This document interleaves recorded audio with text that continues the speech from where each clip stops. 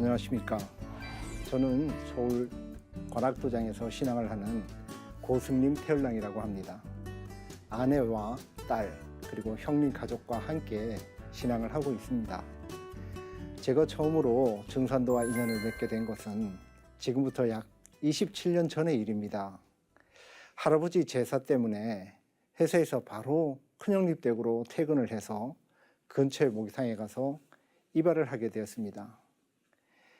목욕탕에서 대기하던 중에 아마 대기 손님들을 보라고 놔둔 듯한 흰 표지의 작은 책 한 권을 보게 되어서 그것을 읽게 되었는데 그것이 바로 다이제스트 계획책이었습니다. 매우 호기심을 가지고 한 3분의 1을 읽어보다가 내 차례가 되어서 다음에 와서 다시 꼭 봐야 되겠다 하고 덮어두고 이발을 하고 그리고 사우나를 하고 그리고 돌아왔었습니다. 그러나 바쁜 일상으로 그것을 다시 봐야 된다는 그 자체를 잊어버리고 말았습니다. 그 책에서는 하나님이 이 땅에 오셔서 9년 동안 천지공사라는 것을 하셨고 천상으로 가셨다는 것이 나왔으며 조상님을 잘 모셔야 한다는 것, 이런 것들이 저에게서는 충격적이면서도 참으로 공감되게 나에게 다가왔었던 내용이었습니다. 나중에 좀 더 자세히 읽어봐야겠다고 생각을 했지만 그것을 잊어버리고 말았었던 것이죠. 그런데 몇 개월이 지난 후에 내 바로 위에 형이 너 이거 한번 봐라 하면서 책 한 권을 던져주었는데 탁 보니 제가 그때 그 사우나에서 읽었던 그 책이었었습니다. 그래서 내가 이거 내가 보고 싶었던 책이었는데 혹시 이거 사우나에서 가져온 거 아닌가 하고 물어봤더니 형이 내가 이런 사우나에서 책이나 가져올 사람이냐 임마, 잘 읽어봐라 하고 얘기를 하고 갔었습니다. 그 후 저는 이것이 개벽이다라는 상하의 책과 증산도 진리라는 책, 그 다음에 부도지 등등의 책을 읽고 형님과 같이 강남도장을 찾아가서 입도를 하였습니다. 저는 중고등학교 다닐 때 기독교 신앙을 했습니다. 고등학교 때는 저는 기독교 학생회장을 하였는데 가까운 친구 하나는 불교 학생회 회장이었습니다. 그 친구 하나는 만나면 끝이 없는 교리 논쟁을 하게 되었습니다. 그래서 저는 이 친구를 이기려면 내가 불경을 봐야 되겠다라고 생각을 하고 불교 경전을 몇 번 읽었습니다. 그런데 결론은 불교와 기독교가 전혀 다른 종교가 아니라 같다는 것을 알게 되었습니다. 기독교에서 사랑하라는 말씀이나 불교에서 자비하라는 말씀이나 이웃을 사랑하고 선행을 베풀며 몸과 마음을 잘 닦아서 그 진리를 깨달아서 극락에 가고 또한 천당에 가라는 그런 말씀이 모양이 다를 뿐 근원은 같다고 생각을 했습니다. 신앙을 하는 사람들이 굉장히 구원의 부분에서 좀 많이 생각을 하게 되잖아요. 그래서 제가 중고등학교 때 기독교 신앙을 했을 때 성경을 읽으면서 이해 안 됐던 부분, 그 부분 중에 하나가 요한계시록에 나왔던 살아계신 하나님, 또 봄에 천사가 살아계신 하나님의 인을 가지고 해돋는 동방으로부터 와서 하나님의 종들의 이마에 인을 칠 때까지 너희는 나무나 바다나 짐승이나 해하지 말라 하더라 하는 그 부분이었는데 증산도 진리책을 읽으면서 그 내용들이 다 이해를 하게 되었습니다. 동방에 흰옷 입은 7 무리들이 와서 살아계신 하나님의 인을 치는 그 부분들이 저는 그 책을 읽고서 알게 되었습니다. 제가 증산도를 하면서 가장 즐거웠던 것은 아내가 증산도를 입도할 때였습니다. 제가 강남도장에 입도를 막 했을 때 아내가 언니의 권유로 가톨릭 신앙을 하고자 했습니다. 제가 중고등학교 때 기독교 신앙을 했었고 그 이후에 증산도 진리에 대한 믿음을 가지고 증산도를 선택했기 때문에 당연히 아내도 증산도 신앙을 할 것을 기대했었습니다. 그래서 제가 집사람한테 증산도 진리책을 읽어보면 증산도를 분명히 할 것이라고 생각이 돼서 한번 이 책을 읽어보라고, 그리고 나서 선택을 하라고 증산토 진리책을 줬습니다. 아내가 며칠 동안 그 책을 읽었는데 사흘째 되는 날이었던 것 같아요. 제가 퇴근을 하고 났더니 퇴근을 하고 집에 갔는데 그 아내가 쫓아와서 하는 얘기가 보인다. 이제는 보인다. 이런 얘기를 하는 거예요. 그래서 그게 무슨 얘기냐라고 했더니만은 자기가 지금까지 이 책을 봤는데 그냥 건성으로 보게 됐다는 겁니다. 그래서 그게 무슨 얘기냐 했더니 자기가 지금까지 기독교 신앙인도 아닌데 예수님이 하나님 아들로 왔다는 것을 인정하고 있었고, 불교인도 아닌데 부처님이 이 세상에 왔다 가셨다는 걸 인정하고 있었는데 굳이 상제님인 하나님이신 상제님께서 이 땅에 오셨다 가셨다라는 것을 굳이 인정을 못할 이유가 없다라는 것이었습니다. 그러면서 이제부터는 좀 왔다 가셨다는 것을 맞다고 인정을 하고 이 책을 다시 한번 읽어보자 하고 읽어봤는데 그때부터는 책의 내용이 들어오더라는 것이었습니다. 그리고 나서는 이것이 그렇게 재미있을 수가 없다라고 얘기하면서 그 책을 다 읽고 나서 그리고 나서 입도를 하게 되었습니다. 그런데 제가 직장 생활을 할 때 이 전지 작업을 하다가 나무에서 떨어져서 24번 척추가 함몰되고 꼬리뼈가 2대가 부러지는 그런 일이 있었습니다. 그 덕분에 몇 달간 보호대를 하고 고생을 해서 나았다고 하지만 그 이후로는 같은 자세로 앉아 있는 것이 20분 정도 이상을 버티기가 너무 힘들었었습니다. 그래서 도장에서 이 수행을 할 때도 20분 이상을 버티지 못하니까 책상 다리를 하고 앉았다가 또 무릎을 꿇어서 앉았다가 이것을 반복하게 되고, 여러 사람들하고 같이 식당에서 식사를 할 때도 또한 그런 자세로 앉았다가 무릎을 꿇었다가 이렇게 해서 식사를 마치고 하니 주위의 사람들도 왜 그렇게 힘들어서 자꾸 밥을 먹느냐, 편하게 먹어라, 이런 등등의 얘기들을 하는데 사실은 저는 허리가 아파서 그렇게 먹을 수가 없었습니다.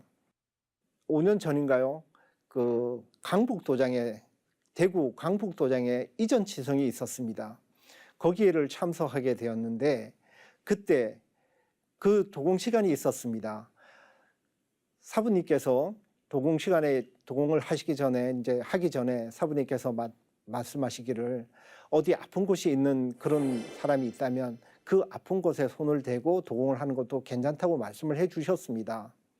저는 그때 그 생각이 나서 도공을 하다가 그럼 나도 이 아픈 곳에 한번 손을 대봐야겠다 하고 오른손을 이 허리에 24번 척추 있는 쪽으로 돌려서 이렇게 하게 됐는데 갑자기 허리에서 아주 따끔한 그런 느낌을 얻어서 나도 모르게 손이 저절로 떨어지고 너무나 그렇게 충격적이었기 때문에 이거 좀 이상하다 하고 그럼 이번에는 왼손을 한번 대봐야겠다 하고 왼손을 돌려서 또 대면서 계속 도공을 했는데 또 마찬가지로 그렇게 꼭 대침을 확 찌르는 듯한 그런 느낌을 받았었습니다. 그래서 왼손도 갑자기 툭 떨어지고, 그리고 나서 어쨌든 도공을 마치게 됐는데 그 이후에 제가 도장에 돌아와 가지고 배례를 하게 되는데 배례를 100배를 하게 되었었습니다. 그래서 그 이후부터는 제가 앉아서 이렇게 허리를 펴고 20분이 아니라 30-40분 정도도 이상도 있게 되게 되더라고요. 그래서 요즘은 100배례뿐만 아니라 500배례까지도 할 수 있는 그런 여유가 되고, 또 한 자리에서 계속 같은 자세로 앉아 있는 이런 일도 아주 수월하게 잘 되게 되더라고요. 저는 증산도 신앙 초기에 퇴근 후에 집에서 홍수를 모시고 수행을 했었는데요.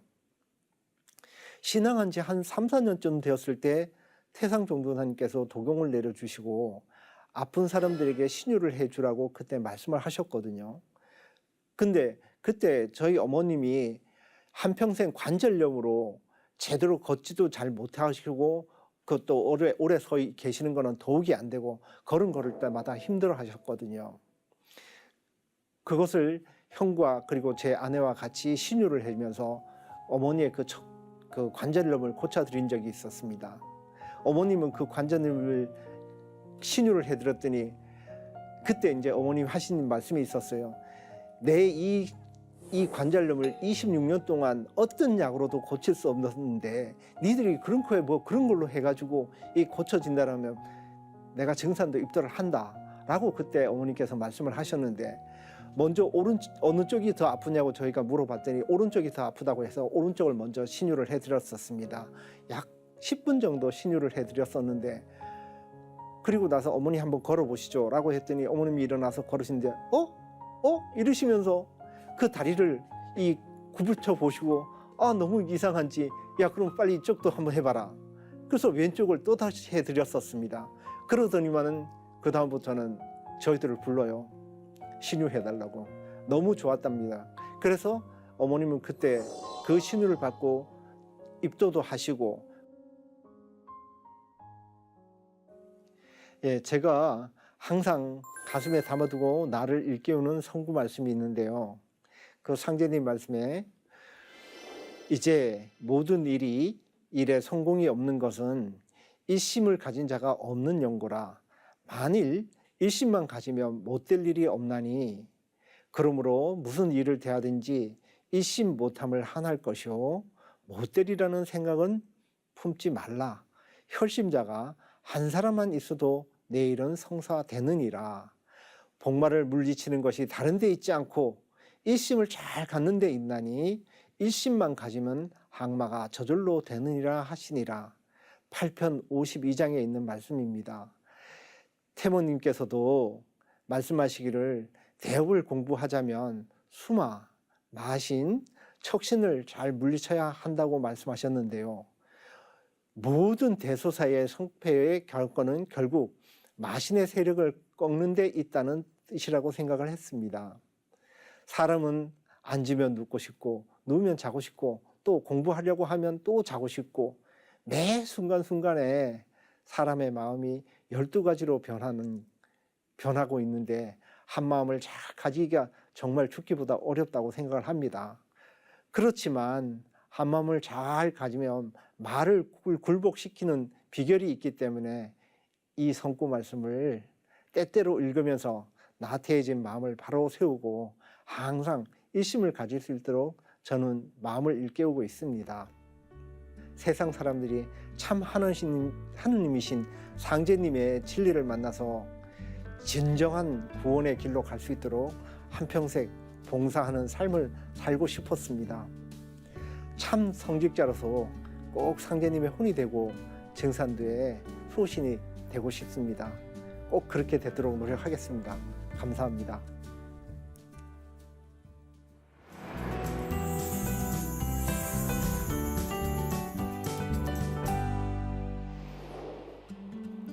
반갑습니다. 저는 부산중앙도장에서 신앙하고 있는 김보람 태을랑입니다. 현재 도장에서 대학생 포교의 포감을 맡고 있습니다. 저희 집안은 제사를 중요시 여겨서 명절이 되면 하루 3번의 제사를 지냈었는데요.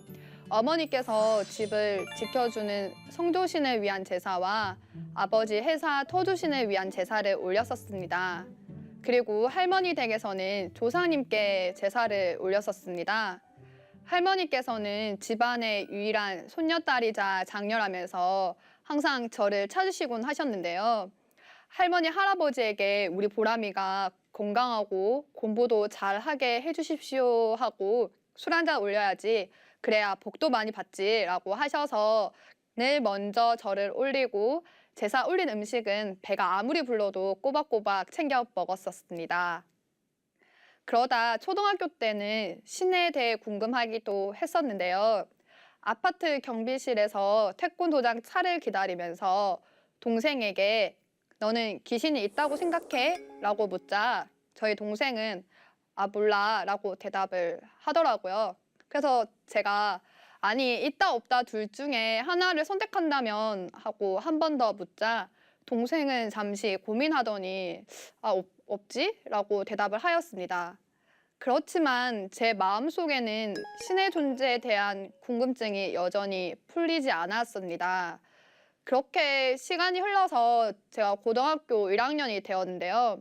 당시 시험 기간이었었는데 그 친구들과 함께 저녁을 먹고 소화도 좀 시킬 겸 독서실 근처에 있는 시청으로 산책을 갔었습니다.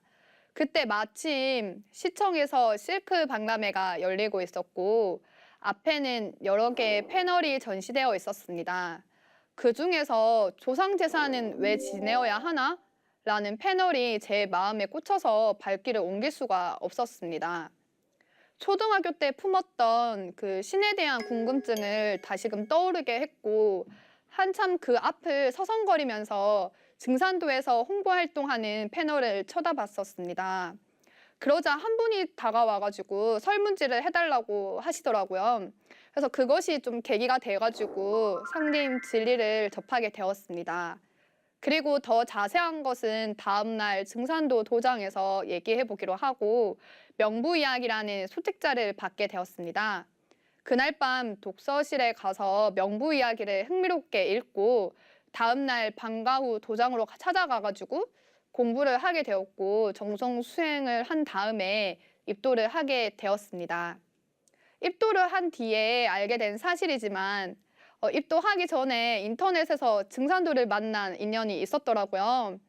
제가 중학교 3학년 때 간도 협약에 대해서 조사해 오라는 도덕 선생님의 과제가 있었는데요.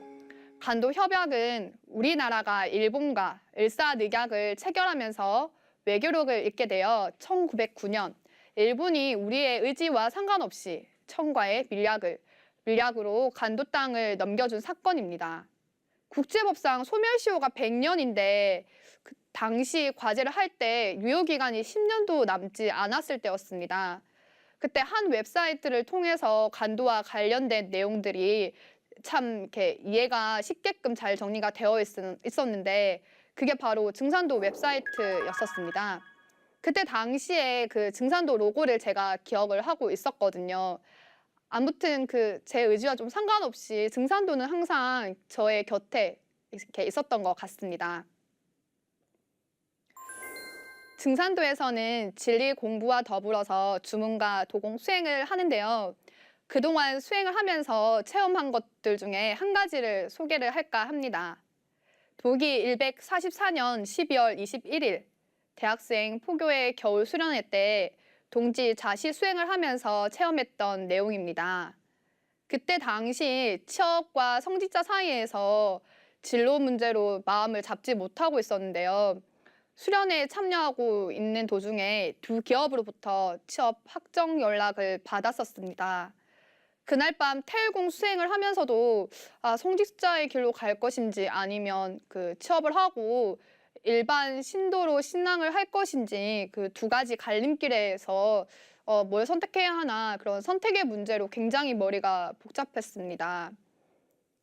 그래서 그냥 다 내려 던지고 그냥 수행이라도 좀 집중해서 하자고 나도 모르겠다라고 이렇게 소리를 쳤는데 순간 그 제 앞에 누가 서 있는 듯 했습니다.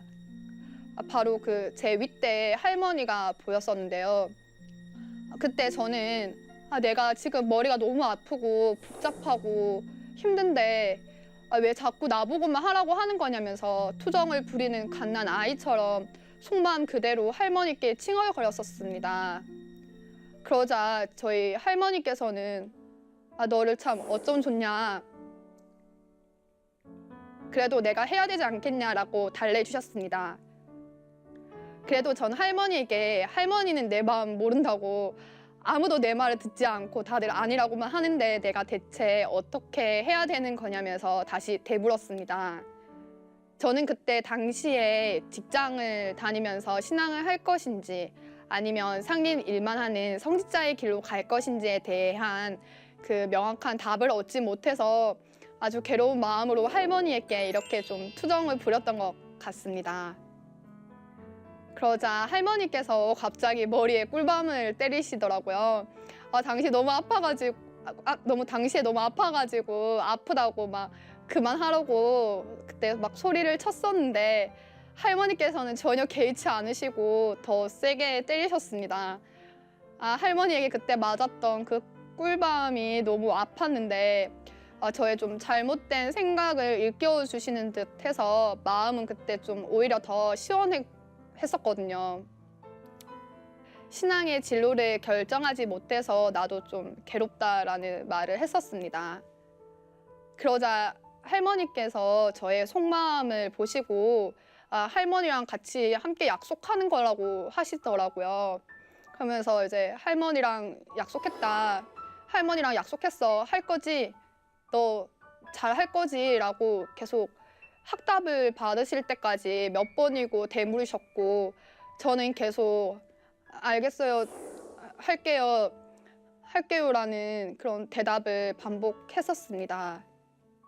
지금 생각해보면 할머니께서는 취업을 해서 신앙을 하는 것보다 성직자의 길로 가는 것을 원하셨고 혹여나 제가 후회하는 선택을 할까봐 노심초사 걱정하고 계셨던 것 같습니다. 그렇게 할머니의 도움으로 성직자의 길을 선택하게 되었고 지금은 후회 없는 길을 가고 있습니다. 도전 2편 119장을 보면 하늘이 사람을 낼 때 무한한 공부를 들이나니 그러므로 모든 선령신들이 쓸 자손 하나씩 타내려고 60년 동안 공을 들여도 못 타내는 자도 많으니라. 이렇듯 어렵게 받아난 몸으로 꿈결같이 쉬운 일생을 어찌 헛되이 보낼 수 있으랴. 너희는 선령신의 음덕을 중히 여기라. 선령신이 정성 들여 쓸 자손 하나 잘 타내면 좋아서 춤을 추느니라 라고 하십니다. 지금도 천상에서 제가 올바른 신앙의 길로 갈 수 있도록 묵묵히 저를 지켜주시고 도와주시는 조상님께 늘 감사하게 생각하고 있고 보은하고 싶습니다. 조상님이 기뻐서 천상에서 춤을 추실 수 있도록 정성을 다해서 신앙을 해야겠다라는 생각이 듭니다. 144년 동지 대학생 포교회 수련회 때 저의 윗대 할머니를 만나 뵀던 그날 남상현 포정님에게서 연락이 왔습니다. 상님 신앙은 수행과 체험도 중요하지만 입법이 늘 바탕에 깔려야 한다고 하시면서 때마침 그날 새로 나온 증산도 진리책 개정판을 읽어보라고 조언을 해주셨습니다. 저는 그 말씀을 이제 듣자마자 정말 간절하게 진리책을 단숨에 읽었는데 그때 읽었던 그 진리책의 감동은 지금도 잊혀지지 않습니다. 신앙을 하면서 가장 기억에 남는 도움 한 가지를 말씀드린다면 태상 종도사님의 말씀이 떠오릅니다. 사람은 가치관에 살다 가치관에 죽는다. 진리에 살다 진리에 죽는 것이다. 이 말씀이 가장 기억에 남습니다. 인생에서 가치관이 없는 삶이라면 100년을 살아도 좀 무의미할 것 같습니다. 태사부님의 말씀처럼 최고의 가치관은 진리로 무장된 가치관이라고 생각합니다. 저는 상제님의 진리를 만나서 제 인생을 가장 보람되고 가치 있게 살 수 있는 가치관을 찾았습니다. 천지의 질서가 여름에서 가을로 바뀌는 때 상제님의 진리를 잘 닦아 내 자신이 열매인간이 되고 세상 사람들에게 참 하느님의 진리를 만날 수 있도록 길을 열어주는 것이 제 인생의 목적입니다. 어떤 일을 한 뒤에 좋은 결과나 가치, 만족감이 있다라는 말을 보람있다라고 하는데요. 저는 제 이름 김보람처럼 천지 가을의 때를 맞아서 큰 결실을 맺을 수 있는 보람있는 삶을 사는 사람이 되고 싶습니다. 그리고 좀 동시에 늘 겸손하고 감사한 마음으로 신앙을 하자는 것이 그동안 항상 한 저의 기도였고 앞으로 신앙의 다짐이기도 합니다. 감사합니다.